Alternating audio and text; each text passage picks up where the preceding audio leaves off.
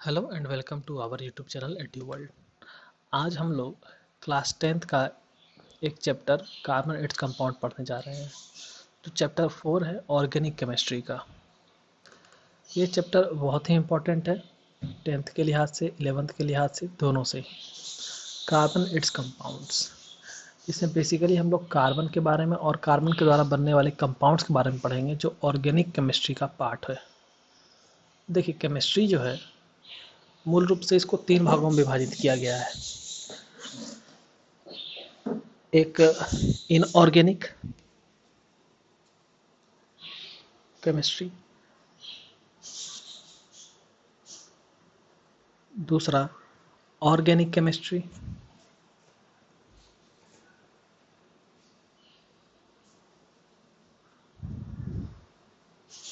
तीसरा physical chemistry.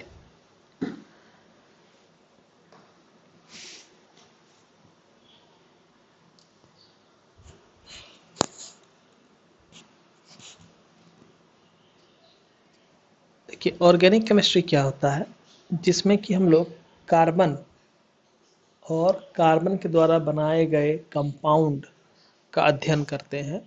वह branch of chemistry organic chemistry कहलाता है। अब समझिएगा कि कार्बन और उसके कंपाउंड्स को पढ़ने के लिए, उसके डेरिवेटिव्स को पढ़ने के लिए एक सेपरेट ब्रांच बना दिया गया केमिस्ट्री का। यानी कि बहुत अधिक मात्रा में ऐसे कंपाउंड्स पाए जाते हैं जो कि कार्बन बनाता है, तभी तो इसके लिए हमको एक अलग से केमिस्ट्री का भाग ही बनाना पड़ा उसके डेरिवेटिव्स को पढ़ने के लिए। अब ऑर्गेनिक में कुछ चीज़ों को हम लोग कार्बन से बने हुए कुछ कंपाउंड्स को छोड़ करके पढ़ते हैं। जैसे वो compounds carbon monoxide, carbon dioxide, carbonate, bicarbonate, carbide, ये सभी है। तो आप लोग ऑर्गेनिक केमिस्ट्री का डेफिनेशन देंगे कि compounds made up of carbon except carbon monoxide, carbon dioxide, carbonate, bicarbonate, carbide etcetera are known as organic compounds. अब कार्बन जो है, इसकी कुछ स्पेसिफिक ऐसी प्रॉपर्टी होती है, इसके बारे में हम लोग बात करेंगे, जिसके वजह से यह 5 मिलियन से भी अधिक कंपाउंड्स को बनाता है। जी हाँ, 5 मिलियन से भी अधिक कंपाउंड्स बनाता है अकेले कार्बन। तो ऑर्गेनिक कंपाउंड में केवल 5 मिलियन से अधिक कंपाउंड्स को पढ़ना है। अब कार्बन को यदि छोड़ दीजिए तो कार्बन को छोड़ करके बाकी जितने भी एलिमेंट्स हैं, माना 118 से अधिक एलिमेंट्स हम लोगों को नॉन है, उसमें से एक कार्बन को छोड़ दीजिए तो लगभग 117 से अधिक एलिमेंट्स हो जाएंगे। उन 117 से अधिक एलिमेंट्स जो हैं, तो वो जितने कंपाउंड को बनाएंगे उसको हम लोग इनऑर्गेनिक केमिस्ट्री में पढ़ेंगे, और उन एलिमेंट्स के बारे में और इनऑर्गेनिक केमिस्ट्री में। और कार्बन और उससे बने हुए जो कंपाउंड्स होंगे उसके बारे में जब हम लोग पढ़ेंगे तो वो हम लोग ऑर्गेनिक कंपाउंड के बारे में पढ़ेंगे वहाँ पर।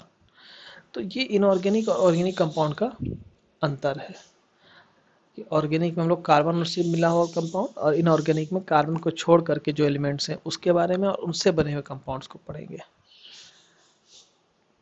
बहुत अधिक संख्या में कार्बन कंपाउंड बनाता है, देख सकते हैं यहाँ पर जितना ऑर्गेनिक कंपाउंड कार्बन के द्वारा बनाया जाता है, तो समझिए कि लगभग उतना कंपाउंड बाकी सारे जितने भी एलिमेंट्स हैं वो मिल करके उतना कंपाउंड बना पाते हैं जितना अकेले कार्बन बना देता है। अब एक जो ऑर्गेनिक कंपाउंड की हम लोग बात करेंगे तो इसमें हम लोग को कार्बन के बारे में पढ़ना है क्लास 10th में, कुछ सीमित पढ़ना है, लेकिन इसी का एक्सटेंसिव फॉर्म में हम लोग को 12th 11th में पढ़ना है। फिजिकल केमिस्ट्री जो है ये कैलकुलेशन पे डिपेंड करती है, पूरी पूरी जो कैलकुलेशंस वाला पार्ट है वो आपका फिजिकल केमिस्ट्री में आ जाता है। तो फिजिकल केमिस्ट्री अभी इस साल आप लोगों को 10th में नहीं पढ़ना है, वो आपको 11th में पढ़ने के लिए मिलेगा। तो हम लोग चलिए कार्बन पर ज़्यादा अपना फोकस करते हुए निकलते हैं। कार्बन एक एलिमेंट है। सबसे पहले तो ये जानेंगे कि एलिमेंट जो है कार्बन है, और कैसा एलिमेंट है। एलिमेंट एक जो कार्बन है वो एक प्रकार का एलिमेंट है जो नॉन मेटल है, जिसका कि सिंबल सी होता है। Capital letter of English alphabet C से हम लोग जो है कार्बन को रिप्रेजेंट करते हैं। कार्बन का जो नाम है यह एक लैटिन वर्ड, जिसका कार्बो एक लैटिन वर्ड है, उससे लिया गया है। कार्बो का मतलब होता है कोल यानी कोयला। ऐसा इसलिए है क्योंकि कार्बन जो है वह मुख्य घटक है कोयले का, यानी कि जितने प्रकार के कोयले होते हैं उसमें अधिकतर मात्रा में कार्बन ही होता है। अच्छे अगर कोल की बात करें तो उसमें 90 से लेकर 95% तक कार्बन की कंटेंट होती है, और जितना अधिक कार्बन होगा उतना अधिक जो है टेम्परेचर प्रोड्यूस किया जाएगा कोल के द्वारा। एंथ्रासाइट जो है ये जो है बेस्ट कोल माना जाता है, एंथ्रासाइट बीइंग द बेस्ट कोल। तो बेस्ट कोल का मतलब क्या है कि इसके अंदर जो मात्रा होती है कार्बन की वह 90 से 95% के बीच में होती है। तो ये बहुत ज़्यादा amount of large amount of heat energy provide कराता है हम लोगों को। कोयले का काम क्या, खाना पकाने के काम में हम लोग लाते हैं या भट्टी चलाने के काम में लाते हैं। तो सबसे जो इसके बाद का जो कंटेंट होता है कार्बन का, जैसे कि बिटुमिनस हो गया, लिग्नाइट हो गया, पीट हो गया। तो पीट जो होता है वो सबसे ही बेकार कोल माना जाता है, इसमें 30 से 50% कार्बन कंटेंट होता है। बेस्ट कोल एंथ्रासाइट ही होता है, इसमें कि 90 से 95% तक जो है कार्बन कंटेंट होता है। तो ये चीज़ समझिए। कोल का जो सबसे इस्तेमाल है वो क्या चीज़ है कि कैलोरीफिक वैल्यू कोल की बहुत ही हाई होती है। कैलोरीफिक वैल्यू का मतलब क्या है, किसी भी सबस्टांस को जब हम लोग जलाते हैं तो जितना amount of heat energy generate करता है किलोग्राम प्रति मोल में, या उसके जो स्पेसिफिक यूनिट है प्रति एक कितने जूल एनर्जी देता है पर किलोग्राम, तो वो उसको कैलोरीफिक वैल्यू कहा जाता है। मान लीजिए कोई लकड़ी है, उसको हम लोग जला रहे हैं, इतने किलोग्राम लकड़ी जलाए तो कितना एनर्जी दिया, उसको कैलकुलेट करते हैं तो वो हमारा कैलोरीफिक वैल्यू देता है। जिस सबस्टांस कैलोरीफिक वैल्यू जितना हाई होगा वो उतना ही high amount of heat energy को प्रोड्यूस करेगा। तो जिस कोल में जितना ज़्यादा कार्बन कंटेंट होगा वह उतना ज़्यादा कैलोरीफिक वैल्यू देगा और उतना ही अच्छा फ्यूल होगा। तो कोयला जो है एक फ्यूल है। इसका इस्तेमाल हम लोग क्या करते हैं, या तो भोजन पकाने में किया जाता है या थर्मल इलेक्ट्रिसिटी को जनरेट करने के लिए किया जाता है थर्मल पावर प्लांट्स में। जैसे मान लीजिए हम लोग के नज़दीक में एनटीपीसी है, नेशनल थर्मल पावर कॉरपोरेशन। कहाँ है, कहलगांव में है, भागलपुर के बगल में कहलगांव है। वहाँ पर क्या है, national thermal power corporation plant है। ये एनटीपीसी में क्या होता है, कोयले का इस्तेमाल होता है। इसमें क्या किया जाता है, कोयले को जला करके भट्टी में, और उससे क्या किया जाता है, पानी को बड़े बड़े बॉयलर में पानी को गर्म किया जाता है। वो पानी के जो स्टीम निकलते हैं वेपर फॉर्म में, वह जो है क्या करते हैं, दबाव बनाते हैं, प्रेशर बनाते हैं टरबाइन के ब्लेड्स पर, और उससे क्या होता है फिर वो ब्लेड जो है घूमता रहता है। तो उसके घूमने से क्या होता है, उसके ब्लेड टरबाइन के ब्लेड के साथ में क्या होता है, शाफ्ट जुड़ा रहता है जो कि जनरेटर से जुड़ा होता है, और वो जनरेटर का भी जो मैकेनिकल पार्ट घूमता है, फिर कॉइल रोटेट करता है, उसकी वजह से इलेक्ट्रिसिटी जनरेट होती है। इलेक्ट्रिसिटी जनरेट और भी तरीके से होती है, जिससे हाइड्रो इलेक्ट्रिसिटी भी इसका उदाहरण है, जो वाटर के द्वारा होती है। डैम बना करके हम लोग वाटर को ऊपर से नीचे की ओर जो है गिराते हैं टरबाइन के ब्लेड्स पर, जिससे कि टरबाइन का ब्लेड रोटेट करता है, उसमें जो शाफ्ट लगा होता है वो घूमता है, और अगेन वैसे ही एक जनरेटर लगा होता है उसके साथ में, वो जनरेटर घूम करके इलेक्ट्रिसिटी को प्रोड्यूस करता है और वो इलेक्ट्रिसिटी सप्लाई होती है। तो हाइड्रो इलेक्ट्रिसिटी का भी काम होता है। तो हाइड्रो इलेक्ट्रिसिटी में कोल की कोई आवश्यकता नहीं होती है, वह शुद्ध रूप से जल पर निर्भर करता है, वाटर पर निर्भर करता है। लेकिन थर्मल पावर प्लांट जो होता है उसमें जो है कोल की बहुत ही ज़्यादा आवश्यकता होती है, उसके बिना नहीं चलेगा। एक और इलेक्ट्रिसिटी जनरेट होता है, सोलर इलेक्ट्रिसिटी, जो बड़े बड़े पैनल्स होते हैं, है ना, सोलर पावर्ड पैनल्स कहलाते हैं। तो उससे जो है इलेक्ट्रिसिटी जनरेशन होता है। कार्बन का जो इस्तेमाल होता है बहुत सारे क्षेत्र में होता है, पॉलीमराइजेशन करा करके। लेकिन अमाउंट जो कार्बन का है धरती के क्रस्ट में, अच्छा धरती क्रस्ट क्या होता है,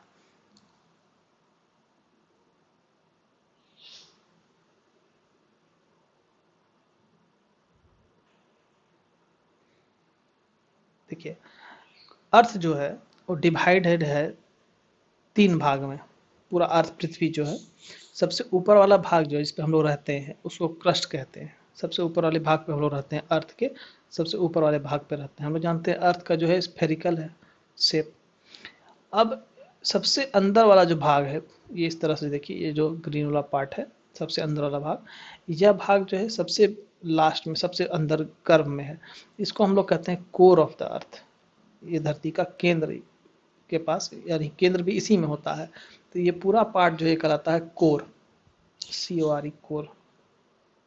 तो क्रस्ट हो गया सबसे ऊपर वाला भाग, कोर हो गया आपका सबसे अंदर वाला भाग। तो बीच का जो भाग बच गया, क्रस्ट और कोर के बीच का भाग, वह भाग कहलाता है मेंटल, MENTLE, मेंटल।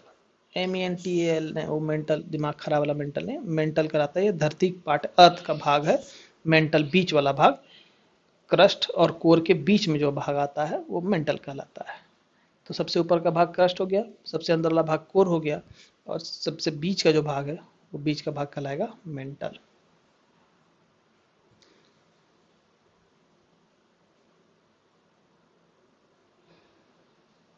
धरती के कोर में जो है बहुत ज़्यादा हीट होता है, इतना ज़्यादा हीट होता है कि यहाँ पर जितने भी चीज़ें होती हैं सभी लिक्विड स्टेट में होती हैं, और ये घूमते रहती हैं। अर्थ चूंकि घूमता रहता है, इसी कारण जो मैग्नेटिज्म भी डेवलप होता है।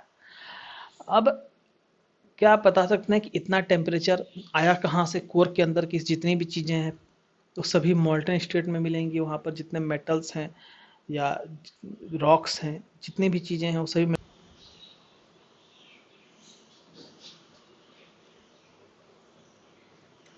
आइए समझते हैं किस तरह से कोर में इतना अधिक टेम्परेचर प्रोड्यूस होता है, या कहाँ से टेम्परेचर है जो कि कोर में अभी तक बना हुआ है।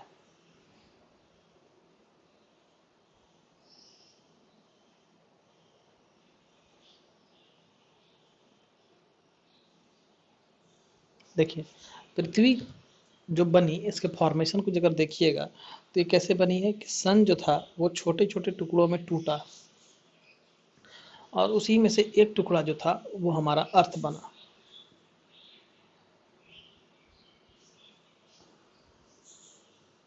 तो अर्थ की उत्पत्ति जो है वो सन से ही हुई है।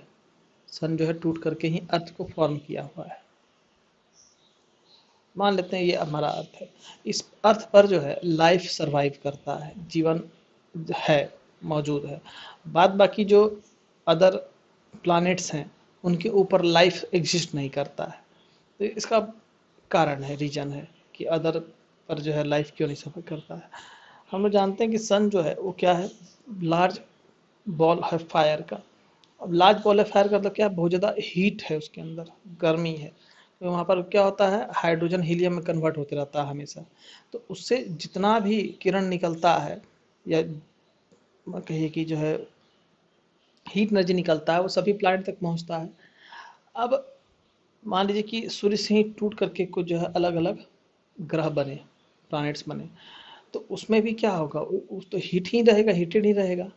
लाइफ सर्वाइव अभी करने का एक खास वजह क्या है कि सूर्य की जो किरणें हैं जब अर्थ पर पड़ती हैं, तो अर्थ एक ऐसे क्षेत्र में, ऐसे एरिया में पड़ता है, इतने डिस्टेंस पे पड़ता है कि ना तो यहाँ मरकरी और वेनस के ज़्यादा बहुत ज़्यादा टेम्परेचर बढ़ा हुआ रहता है, ना ही प्लूटो वगैरह यूरेनस के जैसा जो है बहुत ज़्यादा यहाँ पर जो है ठंडक रहती है। ये माइल्ड एरिया में पड़ता है, मिड जोन में पड़ता है। तो सूर्य की किरणें जो है यहाँ पर वो खास समय तक, अच्छा, अर्थ के रोटेशन के कारण आधा समय जो है गर्म रहता है एक पार्ट, आधा समय एक पार्ट गर्म होता है। तो ये भी वजह है कि अच्छा, जो गर्मी निकलती है हीट सन से, तो वो तो आगे जो दो प्लैनेट हम लोग के हैं, मरकरी वेनस, उन्हीं के द्वारा बहुत ज़्यादा हीट जो है उसमें पड़ता है। जबकि यहाँ पर आते आते सूर्य की रोशनी में थोड़ा सा जो है ताप कम हो जाता है, और उस वजह से हम लोगों को स्पेसिफिक अमाउंट ऑफ एनर्जी मिलता है। देखिए, अगर तो हॉट बॉल था फायर का सन, और वह टूटा, तो छोटे छोटे अलग अलग तो बॉल्स बने होंगे फायर के, आग के ही छोटे छोटे गोले बने होंगे, टुकड़े बने होंगे। तो उसी तरह से जो है सबसे, जिस समय की बना अर्थ, उस समय पर वहाँ पर किसी भी तरह का जो है सर्वाइवल पॉसिबल नहीं था, कोई भी सर्वाइवल नहीं था। तो धीरे धीरे क्या हुआ, समय के साथ, करोड़ों वर्ष के साथ, ये नहीं कि 1 2 3 साल 4 साल में, धीरे धीरे इसमें तापमान क्या हुआ, कम होता चला गया, ठंडा होता चला गया। बाहर से बहुत सारे एस्टेरॉयड मेटेरॉयड यहाँ पर आकर के टकराते थे। इस तरह से करके धीरे धीरे क्या हुआ, वहाँ पर ठंडक होने लगी। अच्छा, वैसा एमिनो एसिड वगैरह से बहुत सारा ऐसा चीज़ें बना जो कि जो है एटमॉस्फेयर का निर्माण किया क्रस्ट के चारों ओर। एटमॉस्फेयर बना, बारिश होने लगी, वर्षा होने लगी, करोड़ों साल तक यहाँ पर वर्षा हुई। उसके कारण से क्या हुआ, उसकी जो ऊपर की जो लेयर थी वो धीरे धीरे ठंडी हो गई। अब ऊपर का भाग तो ठंडा हो गया, लेकिन इसके बाद नीचे का जो पार्ट था उसमें तो बहुत ज़्यादा आग है। कोई भी चीज़ के जो गर्भ होता है, सेंटर होता है, उसमें सबसे ज़्यादा टेम्परेचर होता है। किसी भी सबस्टांस का जो सबसे ज़्यादा टेम्परेचर होता है वो कहाँ होता है, उसके बिल्कुल अंदर होता है, सेंटर में होता है। एग्जाम्पल के तौर पे भी देखिए, ठंडा का मौसम है आजकल, तो अभी लॉकडाउन से ज़्यादा मिस आप लोग क्या कर रहे होंगे, इस तरह का त्रिकोना चीज़ जिसको क्या कहते हैं, समोसा कहते हैं, इसको आप लोग एकदम मिस कर रहे होंगे आज के डेट में लॉकडाउन में। तो समोसा जो होता है क्या होता है, ऊपरी परत इसकी जो है अलग बनी होती है, और उसके अंदर में जो है वो पूरा मटेरियल मसाला वगैरह भरा रहता है। तो देखिए क्या होता है, समोसा में जो है ना, अंदर मटेरियल जो होता है वो बहुत ज़्यादा गर्म होता है, और बाहर के परत जो ठंडी जल्दी हो जाती है। तो जैसे उठाए, जैसे समोसा निकला ठंडा में, तुरंत उठाए, उठा के तोड़ करके उसको क्या किया था, तोड़ करके सीधे मुंह में डाल लिए, है ना, फूके वूके कुछ नहीं, लेके मुंह में दे दिए। क्या होगा, कुछ देर तक नाचेंगे यहाँ से वहाँ, अरे बाप रे बाप गर्मी लग गया, ये हो गया वो हो गया, फिर पानी वानी पियेंगे, उसको धीरे धीरे करके तब वो ठंडक मिलेगा, है ना। तो याद रखिएगा समोसा खाते समय कि पहले उसको देख लीजिएगा गर्म अंदर में है कि नहीं है, तब, है ना, प्रो नहीं बनना है डायरेक्टली। तो उसी तरह से जो है अंदर का टेम्परेचर कोर का बहुत ही ज़्यादा था।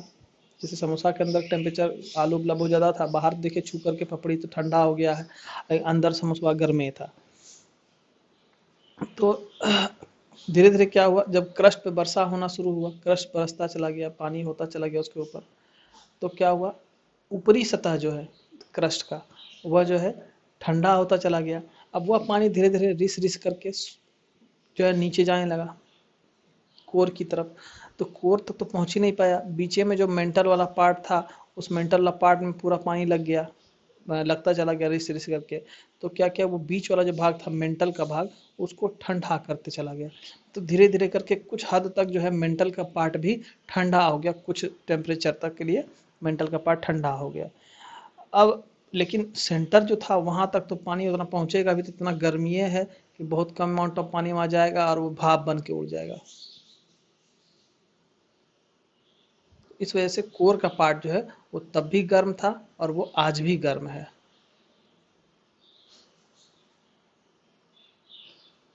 तो देखिए ये सब चीज़ें क्या है कि दैनिक जीवन का हिस्सा है, ये सब चीज़ें निश्चित रूप से आप लोग को जाना चाहिए। वही कोर की जो एनर्जी बाहर निकलती है तो जीरो थर्मल एनर्जी के रूप में जो है प्राप्त होती है हम लोगों को। आप लोग पढ़े होंगे जियो थर्मल एनर्जी के बारे में, ये आप लोगों का जो चैप्टर है सोर्सेस ऑफ एनर्जी, उस चैप्टर में ये सब चीज़ें आप लोगों को पढ़नी भी है, और आपको ज्योग्राफी में इन चीज़ों को पढ़ना है। मान लीजिए जैसे कि 50,000 डिग्री सेंटीग्रेड पर कोर अगर है, सपोज दैट मान लेते हैं कि इतना 1000 डिग्री सेंटीग्रेड पर अगर कोर है, तो इतना टेम्परेचर पे क्या होगा, जितने भी चीज़ें हैं, पत्थर यहाँ तक हैं, वो भी पिघल के क्या चीज़ बदल जाएंगे, लिक्विड स्टेट में बदल जाएंगे। यही कारण है कि वहाँ पर जितने भी खनिज मिनरल्स होते हैं वो सभी के सभी क्या होते हैं, मोल्टन स्टेट में होते हैं। ज्वालामुखी आप लोग सुने होंगे, तो ज्वालामुखी जो है विस्फोट होता है, देखिए ना, कब होता है, जब अर्थक्वेक वगैरह आता है ना कहीं पर, तो ज्वालामुखी विस्फोट होता है। अर्थक्वेक सब कैसे आता है, तो जानते होंगे आप लोग कि ये पूरा का पूरा गोंडवाना लैंड का क्षेत्र था पहले, जो क्या है कि बहुत सारे प्लेट्स पर जो है अर्थ का क्रस्ट बना हुआ है। प्लेट्स जो है टेक्टोनिक प्लेट्स कहलाती हैं और मूव करती हैं एक साथ, कहीं कहीं पर जुड़ी हुई हैं, कहीं पर उभरी हुई हैं, और एक दूसरे की तरफ जो है मूव करती हैं। तो जब कभी क्या होता है, अर्थ के रोटेशन के कारण वो तो आपस में आकर टकराती हैं, तो वहाँ पर क्या होता है, वो टेक्टोनिक प्लेट्स के टकराने के कारण कंपन होता है। उस कंपन के कारण क्या होता है, दरार आती है अर्थ के सरफेस में। अगर तो मान लीजिए नीचे कोर में जो है बहुत लावा है मॉल्टन स्टेट में, और वो कंटिन्यूसली घूम रहा है, यानी कि वहाँ हाई टेम्परेचर प्रेशर है, और उसके साथ क्या हो रहा है, वहाँ पर जो गैसेस निकल रही हैं वो अभी दबाव बना रही हैं बाहर जाने के लिए, बाहर निकलना चाहती हैं, और कहीं पर उसको दरार मिल गया, तो क्या होगा, वो जितना मॉल्टन स्टेट में लावा वगैरह है, जितना संभव है उतना को लेकर के वो चीरती हुई धरती के बाहर निकल आएंगे, और इस तरह से ज्वालामुखी का वहाँ पर क्या हो जाएगा, विस्फोट हो जाएगा, सारा लावा बाहर निकल जाएगा। तो क्या आप जानते हैं आप लोग, लावा के संघनित होने से, कंडेंस होने से कौन सा रॉक फॉर्म करता है? कमेंट बॉक्स में लिख करके बताइए जो रॉक का नाम अगर आप जानते होंगे तो। Which rock is form by deposition of lava और मैग्मा? आंसर है इग्नियस रॉक। इग्नियस रॉक जो है आग्नेय चट्टान हिंदी में कहा जाता है इसको, आग्नेय चट्टान का निर्माण होता है लावा के जमने से, जो आपका पृथ्वी के गर्भ से निकलती है लावा ज्वालामुखी से, तो उसके जमने से उसके अंदर बहुत तरह के मिनरल्स पाए जाते हैं इग्नियस रॉक में। ये बहुत ही फर्टाइल जो है सॉइल बनता है, इग्नियस रॉक से जो सॉइल बनता है बहुत ज़्यादा फर्टाइल होता है।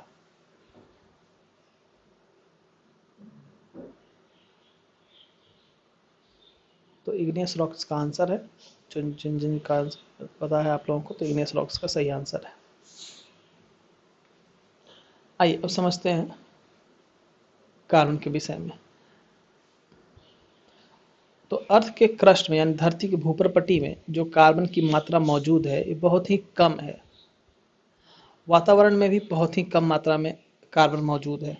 मिनरल के फॉर्म में अगर देखा जाए तो कार्बोनेट के फॉर्म में, कोयले और पेट्रोलियम के फॉर्म में, कार्बोनेट जैसे कि कैल्शियम कार्बोनेट वगैरह हुआ, मार्बल, कोल और पेट्रोलियम के फॉर्म में, सब मिलाकर के 0.02% ही मौजूद है अर्थ क्रस्ट में कार्बन।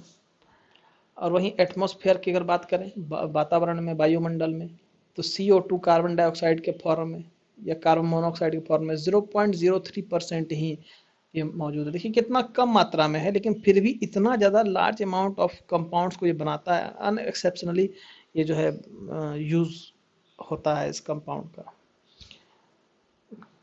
जितनी भी जीवित वस्तुएं हैं, प्लांट हों, जानवर हों, सभी कार्बन से बने हुए यौगिकों के द्वारा बने हुए हैं, जिनको कि ऑर्गेनिक कंपाउंड्स कहते हैं। हर मनुष्य के शरीर में ऐसे बहुत सारे ऑर्गेनिक कंपाउंड होते हैं, जैसे यूरिया वगैरह हो गया। जितनी भी लिविंग चीज़ें होंगी उन सब के अंदर कार्बन से निर्मित मिश्रित बने हुए कंपाउंड यानी ऑर्गेनिक कंपाउंड निश्चित रूप से पाए जाएंगे। ऐसा इसके बाद अगर आप वाइटल फोर्स थ्योरी में पढ़ेंगे कि ऐसा माना जाता रहा है बहुत लंबे समय तक कि सिर्फ जो है जीवित वस्तु में ही कार्बन मौजूद होता है या ऑर्गेनिक कंपाउंड्स होता है। कार्बन का टेस्ट देखिए, टेस्ट क्या है कार्बन का। कार्बन और उसके कंपाउंड को जब हवा में जलाया जाएगा तो क्या होगा, कार्बन डाइऑक्साइड गैस प्रोड्यूस होगा। अब कार्बन डाइऑक्साइड गैस क्या होता है, कार्बन डाइऑक्साइड गैस की खूबी क्या, कैसे पहचाने कार्बन डाइऑक्साइड गैस बनेगा। कार्बन जो है अपने आसपास इन्वायरमेंट में मौजूद ऑक्सीजन के साथ जल जाता है और जल कर क्या प्रोड्यूस कर देता है, carbon dioxide CO2 gas produce कर देता है।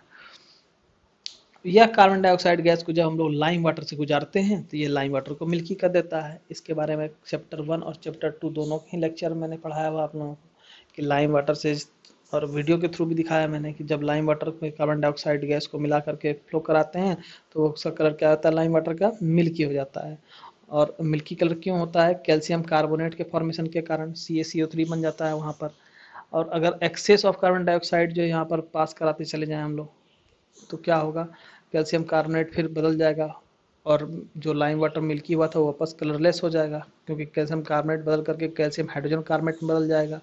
और कैल्शियम हाइड्रोजन कार्बोनेट जो होता है वो सॉल्युबल होता है, जबकि calcium carbonate insoluble precipitate form करता है।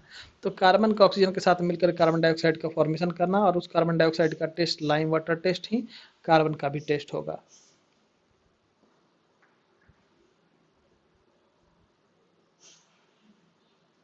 अब देखिए कार्बन जो है हमेशा कोवलेंट बॉन्ड ही बनाएगा। ये बहुत ही इंपॉर्टेंट चीज़ है बॉन्डिंग। ये बॉन्डिंग मैंने आपको चैप्टर 1 में कराया हुआ है कि एक आयनिक बॉन्डिंग, कोवलेंट बॉन्डिंग क्या होती है। तो कोवलेंट बॉन्ड क्या होता है, bond form by sharing of electrons. वह बॉन्ड जो कि इलेक्ट्रॉन्स को शेयर करने से फॉर्म करता है वो कोवलेंट बॉन्ड कहलाता है। 3 तरह का बॉन्डिंग होता है, इलेक्ट्रोवलेंट, कोवलेंट और कोऑर्डिनेट बॉन्ड। तो इलेक्ट्रोवलेंट, कोवलेंट, आयनिक बॉन्ड या कोवलेंट बॉन्ड कहलाता है। कार्बन का जो एटॉमिक नंबर है ये होता है 6। इसके अगर इलेक्ट्रॉनिक कन्फिग्रेशन की बात की जाए, इलेक्ट्रॉनिक कन्फिग्रेशन में K में 2 इलेक्ट्रॉन, L में 4 इलेक्ट्रॉन हो जाएगा बोर मॉडल से। तो अपने नियरेस्ट नोबल गैस के इलेक्ट्रॉनिक कन्फिग्रेशन को प्राप्त करने के लिए और स्टेबल बनने के लिए कार्बन को या तो 4 इलेक्ट्रॉन को गेन करना होगा या तो 4 इलेक्ट्रॉन को लूज करना होगा। ये इसके साथ संभावना बनती है कि जब 4 इलेक्ट्रॉन लेगा या 4 इलेक्ट्रॉन देगा। मैंने 2 रूल आप लोगों को करवाए हैं पहले, या नहीं करवाए तभी जान लीजिए। एक ऑक्टेट रूल होता है, एक ट्रिपलेट रूल होता है। ऑक्टेट रूल कहता है यदि किसी एलिमेंट के आउटर मोस्ट ऑर्बिट में या वैलेंस सेल में 8 इलेक्ट्रॉन्स हों तो वो क्या होगा, स्टेबल हो जाएगा। और यदि किसी एटम के आउटर मोस्ट ऑर्बिट में, जो कि एक ही ऑर्बिट होगा उसके पास, और उसमें 2 इलेक्ट्रॉन्स हों तो वह भी क्या हो जाएगा, स्टेबल माना जाएगा। तो एक ही ऑर्बिट हो और उसमें 2 इलेक्ट्रॉन हो तो वो स्टेबल माना जाएगा, जैसे कि हीलियम जो है नोबल गैस है। तो यहाँ पर ऑक्टेट और ड्यूप्लेट दोनों में से किसी एक रूल को यहाँ फॉलो कराना होगा कार्बन को, तभी जा करके वो क्या कर सकता है, वो अपना बॉन्ड फॉर्मेशन कर सकता है, यानी स्टेबल हो सकता है, तभी जा करके वो बॉन्ड फॉर्मेशन करने का कारण ही क्या है, स्टेबिलिटी को गेन करने के लिए। तो अपने नियर स्टेबिलिटी कैसे गेन करेगा, अपने nearest noble gas electronic configuration को अचीव करेगा।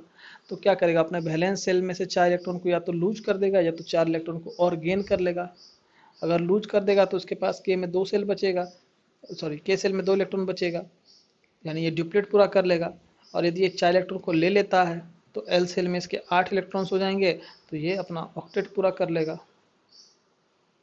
तो ये ड्यूप्लेट और ऑक्टेट का कंसेप्ट है, जिसके बेसिस पर जो है स्टेबिलिटी डिफाइन हो रही है। आगे जाएंगे तो और बहुत सारी चीज़ें, बहुत सारे इफेक्ट आ जाते हैं जिससे स्टेबिलिटी डिफर करती है। फिलहाल इतना के लिए आप लोगों को इतना ही जानना है।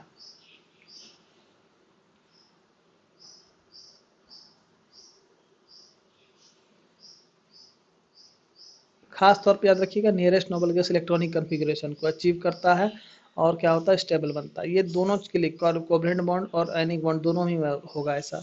अब यहाँ पर देखिए के में 2 एल में 4, अब यहाँ पर मुद्दा फंस गया है, किया क्या जाए, कौन सा नोबल गैस की तरह बनेगा ये, कौन सा इसका नियरेस्ट नोबल गैस है कार्बन का। चलिए कमेंट करके बताइए वीडियो पॉज करके कि कौन सा है, ऐसा कौन सा नोबल गैस है जो कि इसका सबसे नज़दीकी नोबल गैस है।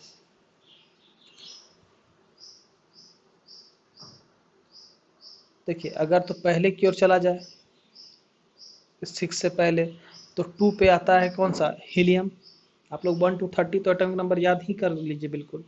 तो हीलियम आता है, इसका एटॉमिक नंबर कितना है, 2 है। उसके बाद नियन जो है, इसका एटॉमिक नंबर 10 है, वो अभी क्या है, एक नोबल गैस है।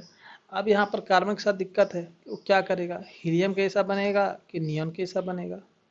क्या करे, अपना 2 इलेक्ट्रॉन आउटर मोस्ट में रख करके वैलेंस इलेक्ट्रॉन 4 इलेक्ट्रॉन लूज करा दे और हीलियम जैसा बन जाए, या फिर कि 4 इलेक्ट्रॉन ले करके और आउटर मोस्ट ऑर्बिट में 8 इलेक्ट्रॉन बना ले और वो नियॉन के जैसा बन जाए। तो ये कठिनाई यहाँ पर होती है कार्बन के साथ में। तो ये टोटल माना कि समझिए कि आयनिक बॉन्ड फॉर्मेशन होगा, अगर इलेक्ट्रॉन ये पूरा पूरा दे देगा या पूरा पूरा ले लेगा तो। लेकिन ऐसा संभव नहीं होता है, ना तो ये गेन ही कर पाता, ना ही लूज कर पाता है। ना तो ये 4 इलेक्ट्रॉन गेन कर पाता है, ना ही 4 इलेक्ट्रॉन लूज कर पाता है। इसका वजह इसका साइज, इसका साइज देखिए बहुत ही छोटा है। छोटा कैसे है कि इसके पास जो है सिर्फ के और एल सेल में 2 ही सेल हैं, के हैं और एल है।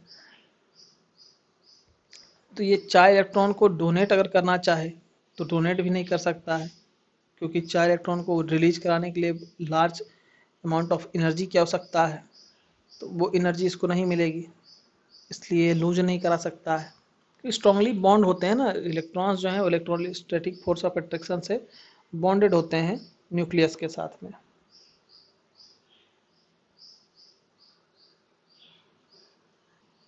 देखिए के सेल और एल सेल,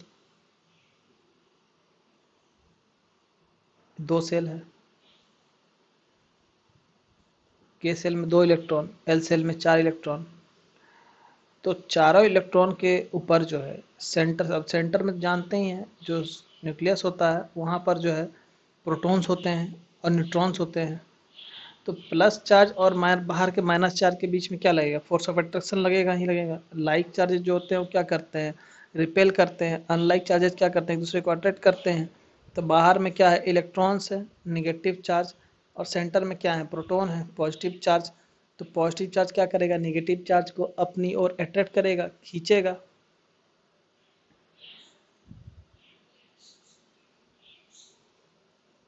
तो 4 इलेक्ट्रॉन को खींच रहा है, सेंटर पे जो 6 प्रोटॉन है वो, तो फोर्स ऑफ अट्रैक्शन बहुत ही ज़्यादा है, तो इस वजह से ये इलेक्ट्रॉन को लूज नहीं कर पाएगा। अब दूसरा केस बनता है कि ये इलेक्ट्रॉन को गेन कर ले, हीलियम जैसा तो बन नहीं सकता क्योंकि इलेक्ट्रॉन लूज नहीं कर पाएगा छोटे साइज के कारण। तो दूसरा इसका वजह या दूसरा ये बनता है, क्या बनता है कि 4 इलेक्ट्रॉन को गेन कर ले। तो 4 इलेक्ट्रॉन को गेन करने के लिए तो 4 इलेक्ट्रॉन को देगा तब ना गेन कर सकेगा, तो कोई इसको 4 इलेक्ट्रॉन देने वाला है ही नहीं, तो 4 इलेक्ट्रॉन गेन भी नहीं कर सकेगा। तो आप लिख सकते हैं एनर्जी कंसंट्रेशन के कारण चार इलेक्ट्रॉन को ना तो गेन कर सकेगा ना ही लूज कर सकेगा। तब ये क्या करेगा, तब ये शेयर करेगा चार इलेक्ट्रॉन्स के, अपने चारों इलेक्ट्रॉन को दूसरे कंपाउंड के चार इलेक्ट्रॉन्स के साथ शेयर करेगा। इसको अपने ही जैसा खोज करेगा कि चलो भाई तुम, मेरे पास चार इलेक्ट्रॉन है, तुम्हारे पास भी चार इलेक्ट्रॉन है एटॉमिक ऑर्बिट में, और हम दोनों मिल जाते हैं, मिल करके मेरे इलेक्ट्रॉन्स का तुम भी इस्तेमाल करना, तुम्हारे इलेक्ट्रॉन्स का हम इस्तेमाल करेंगे, और इस तरह से शेयरिंग कर लेते हैं, और शेयरिंग करके हम लोग क्या करते हैं, स्टेबल हो जाते हैं। तो क्या करेगा, म्यूचुअल शेयरिंग करेगा इलेक्ट्रॉन्स का। हो सकता है कि कोई इसको ऐसा एक एलिमेंट मिल जाए, एक एटम मिल जाए जो इसके साथ चारों इलेक्ट्रॉन का शेयर कर ले, या हो सकता है कि चार अलग अलग एलिमेंट के साथ ही अपना एक एक इलेक्ट्रॉन शेयर कर ले। दोनों ही पॉसिबल है, दोनों पॉसिबिलिटी है। तो अगर चार इलेक्ट्रॉन को ये ले लेगा तो ये क्या हो जाएगा, इसके आउटर मोस्ट ऑर्बिट में शेयरिंग के कारण 8 इलेक्ट्रॉन हो जाएंगे, तो ये स्टेबल होकर कैसा नियन कैसा अपना इलेक्ट्रॉनिक कन्फिग्रेशन को शो करेगा। ये देखिए बहुत ही महत्वपूर्ण सवाल है, जो समझिएगा कि ये नियन के जैसा जो इलेक्ट्रॉनिक कन्फिग्रेशन को अचीव करेगा, क्योंकि ये क्या कर रहा है, चार इलेक्ट्रॉन का म्यूचुअल शेयरिंग कर रहा है। तो जब जरूरत पड़ेगा तो इसके आउटर मोस्ट ऑर्बिट में 8 इलेक्ट्रॉन होंगे। बाद में वीडियोस के द्वारा मैं दिखाऊंगा कि किस तरह से इलेक्ट्रॉन उसमें रोटेट कर रहे हैं और दोनों के इलेक्ट्रॉन किस तरह से पार्टिसिपेट किए गए हैं। यहाँ आप देखिए कार्बन का 4 इलेक्ट्रॉन है, तो ऐसे 4 डॉट दे दिए आउटर मोस्ट ऑर्बिट में। हाइड्रोजन का एक एक इलेक्ट्रॉन होता है, तो एक एक हाइड्रोजन आकर के 4 हाइड्रोजन इसके पास जाकर के मिला, तो क्या बनाया, ये बनाया CH4। एक एक हाइड्रोजन अपना अपना इलेक्ट्रॉन शेयर किया, कार्बन भी अपना एक इलेक्ट्रॉन एक हाइड्रोजन के साथ शेयर किया, तो एक कार्बन अपना 4 इलेक्ट्रॉन 4 हाइड्रोजन के साथ शेयर किया यहाँ पर, तो CH4 यहाँ पर जो है कंपाउंड बना। CH4 जानते होंगे आप लोग, मार्श गैस के नाम से इसको जाना जाता है, या मीथेन के नाम से इसको जाना जाता है।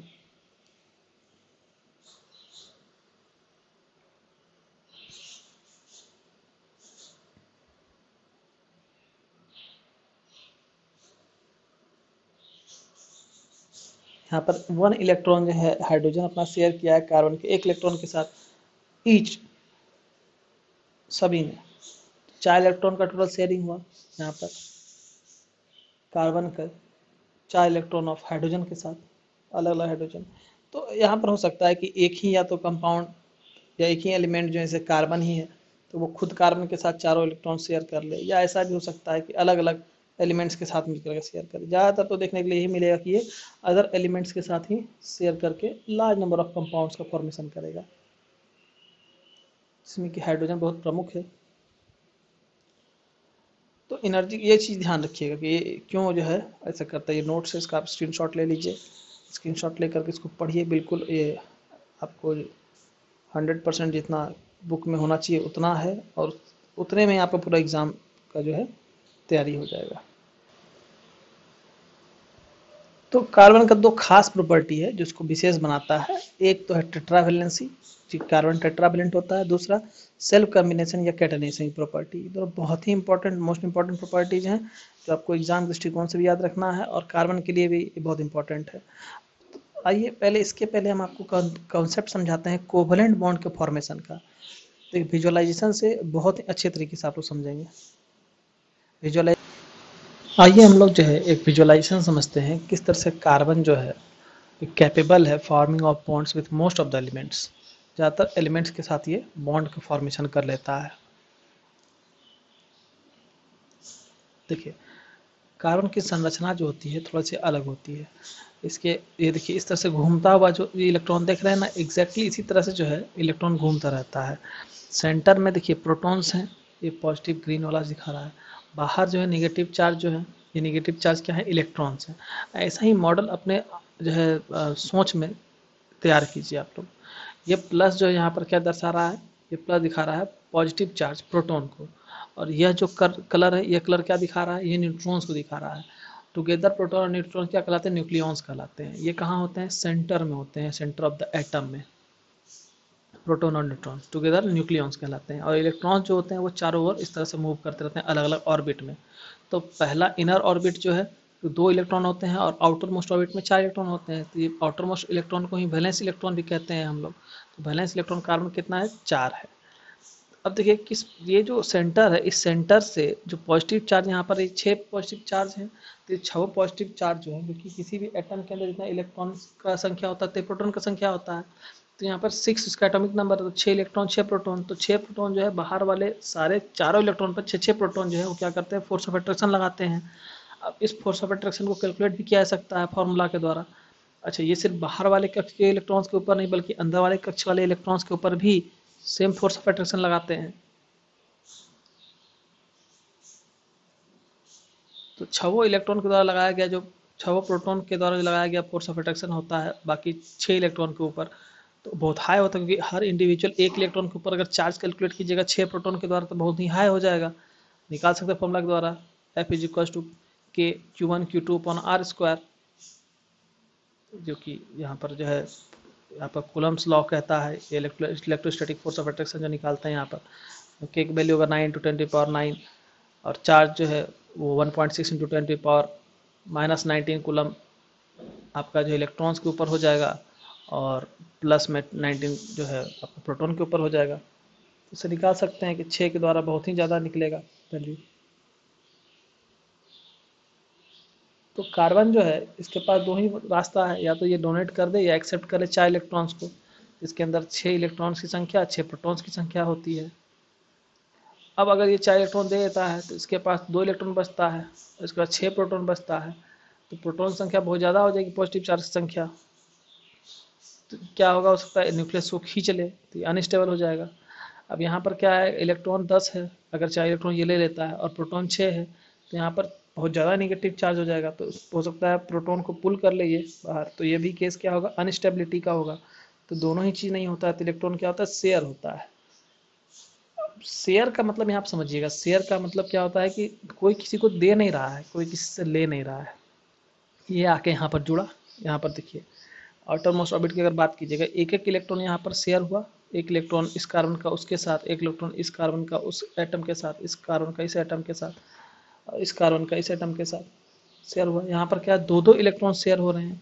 गिनती करके देखिए अगर आउटर मोस्ट ऑर्बिट में, तो 2 4 6 और 2 8 इलेक्ट्रॉन पुर जा रहा है। तो ये सबके लिए हो जाएगा। जब इसको आवश्यकता पड़ेगी तो ये कार्बन इस इलेक्ट्रॉन को रखेगा, जब उसको आवश्यकता होगी तो वह भी रख सकता है इसको। दोनों म्यूचुअल शेयरिंग किए हुए हैं इलेक्ट्रॉन्स का। ये इलेक्ट्रॉन्स ऐसा नहीं किसी के पास में है, कहीं नहीं, ये म्यूचुअल है। ये अपने पाथ पर, उसी पाथ पर घूमता रहेगा, जब जिसको आवश्यकता होगी उसको वो वहाँ पर स्टेबिलिटी देगा। तो इस तरह से कर क्या होता है, ये स्टेबल हो जाते हैं। ये बहुत इंपॉर्टेंट चीज़ है, अगर इस चीज़ को समझिएगा तो कोवलेंट बॉन्डिंग को समझिएगा, किस तरह से शेयरिंग होता है इलेक्ट्रॉन्स का। विजुअलाइज अगर कर पाएंगे चीज़ों को तो निश्चित रूप से पूरा कंसेप्ट समझ जाएंगे। इस स्तर पर विजुअलाइज करना बहुत ही कठिन होता है। देखिए कोवलेंट बॉन्ड का कॉन्सेप्ट समझिए, वैसा बॉन्ड जो कि एटम्स के द्वारा शेयरिंग ऑफ इलेक्ट्रॉन्स से फॉर्म किया जाए, कोवलेंट बॉन्ड कहलाता है। अब कितने इलेक्ट्रॉन की आवश्यकता है कोवलेंट बॉन्ड बनाने के लिए, आप लोग जानते हैं। एक इलेक्ट्रॉन लिया जाए, एक पेयर ऑफ इलेक्ट्रॉन लिया जाए, मोर देन अ पेयर लिया जाए। तो हमने कहा था कि म्यूचुअल शेयरिंग होता है, तो म्यूचुअल शेयरिंग में क्या होगा, एक तो इलेक्ट्रॉन हम अपना दे रहे थे, एक इलेक्ट्रॉन दूसरा अपना देगा। तो एक एक इलेक्ट्रॉन चाहिए कम से कम, मिनिमम एक एक इलेक्ट्रॉन दोनों अपना देगा। तो क्या होगा, एक बॉन्ड बन जाएगा, एक कोवलेंट बॉन्ड का निर्माण हो जाएगा। एक बॉन्ड बनने में 2 इलेक्ट्रॉन्स की आवश्यकता होती है। तो मिनिमम इसमें क्या है, एक पेयर ऑफ इलेक्ट्रॉन्स चाहिए कोवलेंट बॉन्ड के फॉर्मेशन के लिए। ठीक है, इस चीज़ को याद रखिएगा, एक पेयर ऑफ इलेक्ट्रॉन्स की आवश्यकता होती है मिनिमम कोवलेंट बॉन्ड की फॉर्मेशन के लिए, नहीं तो फिर आयनिक बॉन्ड बन जाएगा। 1 पेयर ऑफ इलेक्ट्रॉन्स शेयर्ड होते हैं एटम्स के बीच में, तो वो सिंगल कोवलेंट बॉन्ड कहलाएंगे। अगर दो कम इस तरह से 2 एटम है, उसके बीच में एक पेयर ऑफ इलेक्ट्रॉन का शेयरिंग हुआ है, तो एक इलेक्ट्रॉन एक बॉन्ड बना। अब क्लोरीन मॉलिक्यूल जैसे है, ऐसा जरूरी नहीं सिर्फ और सिर्फ जो है कार्बन ही कोवलेंट बॉन्ड बना सकता है। कार्बन के अलावा भी ऐसे बहुत सारे मॉलिक्यूल्स होते हैं, ऐसे एटम्स होते हैं जो कि बॉन्ड फॉर्मेशन कर सकते हैं।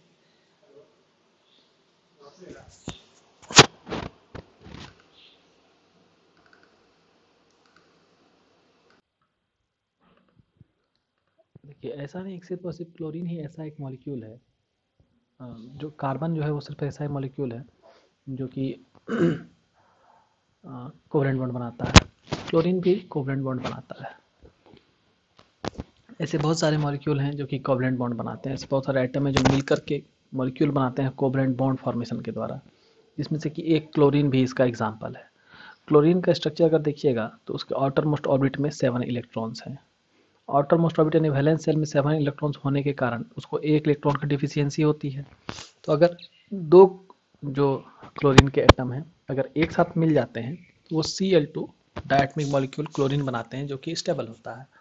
इस तरह से ये अपने इलेक्ट्रॉन्स का शेयरिंग करते हैं, एक इलेक्ट्रॉन्स का, और कोवलेंट बॉन्ड जनरेट करते हैं। और यही कोवलेंट बॉन्ड जो होता है वो इन दोनों जो एटम्स होता है उन दोनों को एक साथ जोड़ के रखता है। और बॉन्ड के बारे में तो जानते हैं, बॉन्ड एक फोर्स ऑफ अट्रैक्शन होता है जो कि दो एटम्स को एक साथ जोड़ के रखता है। यहाँ पर देखिए यही जो दो, अगर इस क्लोरीन की बात कीजिए, इस क्लोरीन के अंदर गिनिए तो ऑटोमोस्टॉइड में देखिए 1 2 3 4 5 6 और ये 2 8 इलेक्ट्रॉन्स इसको हो गए शेयर करने से, यानी इसका ऑक्टेट जो है वो पूरा हो गया 8 इलेक्ट्रॉन्स के कारण। उस तरह से अगर इस क्लोरीन की बात कीजिए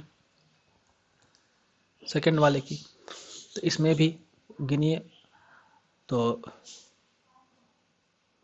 1 2 3 4 5 6 7 और 8 इलेक्ट्रॉन्स इसमें भी आपके जो है ऑटोमोस्टॉइड में हो गए। यानी इसने क्या किया, अपना ऑक्टेट पूरा कर लिया। ऑक्टेट पूरा कर लिया तो Cl2 मॉलिक्यूल बनाया जो कि स्टेबल मॉलिक्यूल है। और Cl2 ही आपको देखने के लिए फ्री स्टेट मिलेगा, कहीं भी Cl देखने के लिए नहीं मिलता है। जिस तरह की हाइड्रोजन नेसेंट हाइड्रोजन नहीं मिलता है उस तरह से नेसेंट क्लोरीन भी नहीं मिलेगा। क्लोरीन डायटोमिक मॉलिक्यूल होता है, उसी तरह से ऑक्सीजन भी डायटोमिक मॉलिक्यूल होता है, वो भी हमेशा O2 के फॉर्म में देखने के लिए मिलेगा। यहाँ पर जो एक एक इलेक्ट्रॉन्स का शेयरिंग हुआ है, एक पेयर ऑफ इलेक्ट्रॉन्स का शेयरिंग हुआ है, तो सिंगल कोवलेंट बॉन्ड का फॉर्मेशन होगा। तो 1 इलेक्ट्रॉन पेयर के शेयरिंग से सिंगल कोवलेंट बॉन्ड बनता है। तो 2 इलेक्ट्रॉन पेयर के शेयरिंग से फिर डबल कोवलेंट बॉन्ड बनेगा, और 3 इलेक्ट्रॉन पेयर के शेयरिंग से ट्रिपल कोवलेंट बॉन्ड बनेगा, है ना। 2 से डबल, 3 पेयर से ट्रिपल।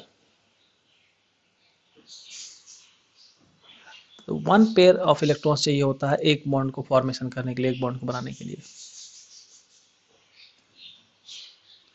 यहाँ पर देखिए 2 इलेक्ट्रॉन का शेयरिंग हो रहा है 2 क्लोरीन एटम के द्वारा, तो एक क्लोरीन का मॉलिक्यूल फॉर्म कर रहा है।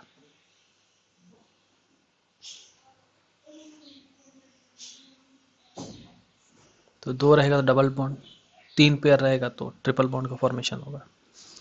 आइए कुछ और एग्जांपल वीडियो से देख के समझते हैं।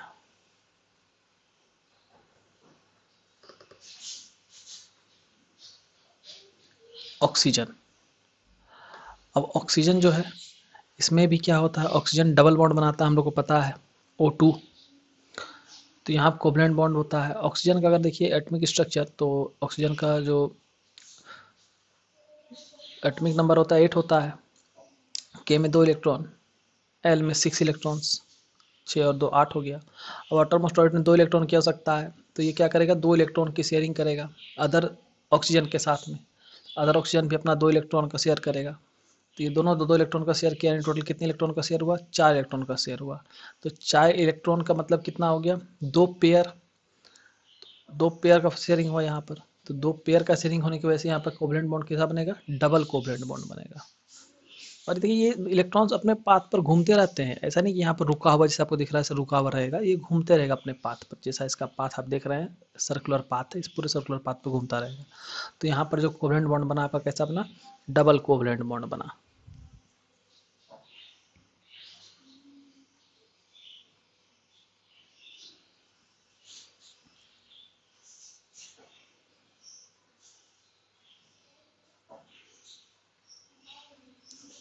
देखिए आयनिक कंपाउंड में क्या होगा, आयनिक कंपाउंड में टोटल ट्रांसफर हो जाता है इलेक्ट्रॉन का एक एटम से दूसरे एटम के बीच में, तो वहाँ आयनिक बॉन्ड बनता है।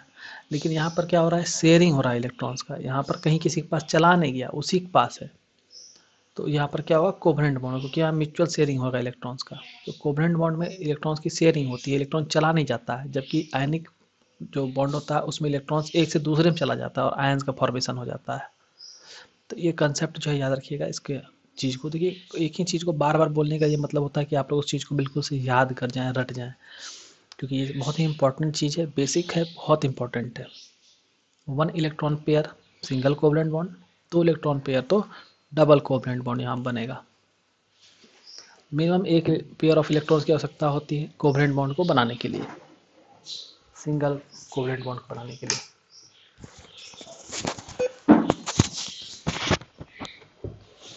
तो ऑक्सीजन यहाँ पर क्या करता है, डबल कोवलेंट बॉन्ड बनाता है।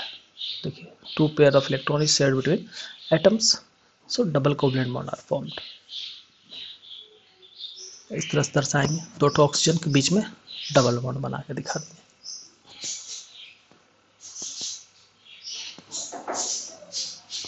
दो ऑक्सीजन है, इसके बीच में डबल बॉन्ड, इस तरह से।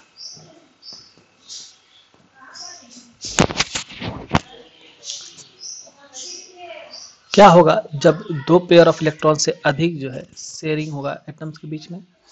कोई एक ऐसा एटम का नाम आप लोग जानते हैं तो कमेंट करके बताइए, जिसमें कि जो है दो पेयर से अधिक इलेक्ट्रॉन्स का शेयरिंग होता है, यानी कि 3 पेयर ऑफ इलेक्ट्रॉन्स का शेयरिंग होता है।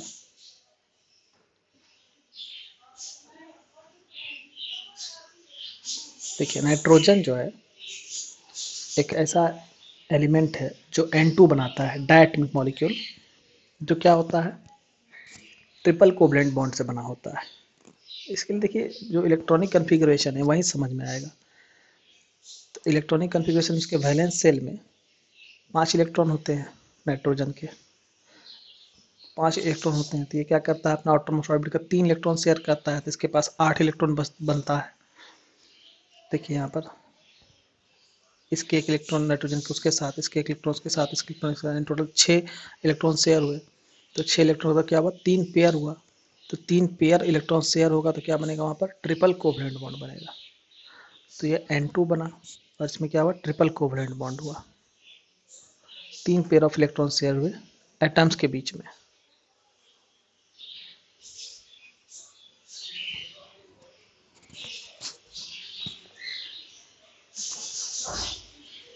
कार्बन किस तरह का बॉन्ड फॉर्म करेगा, सिंगल, डबल या ट्रिपल, ये क्वेश्चन है।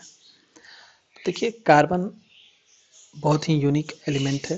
ये तीनों ही सिंगल, डबल, ट्रिपल, तीनों ही कोवलेंट बॉन्ड का फॉर्मेशन करता है और अल्केन, अल्किन, अल्काइन के फॉर्म में हम लोगों को मिलता है।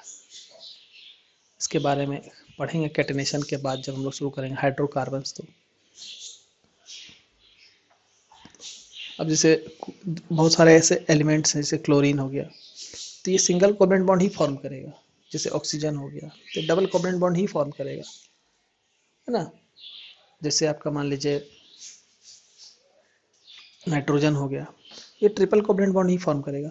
लेकिन कार्बन, कार्बन जो है वो single covalent bond, double covalent bond, triple covalent bond तीनों बनाता है। तो इस तरह से यहाँ पर आप लोग एटॉमिक स्ट्रक्चर को भी समझ लिए कि मोनो एटमिक, डायटमिक, ट्राइएटमिक क्या मतलब हो गया।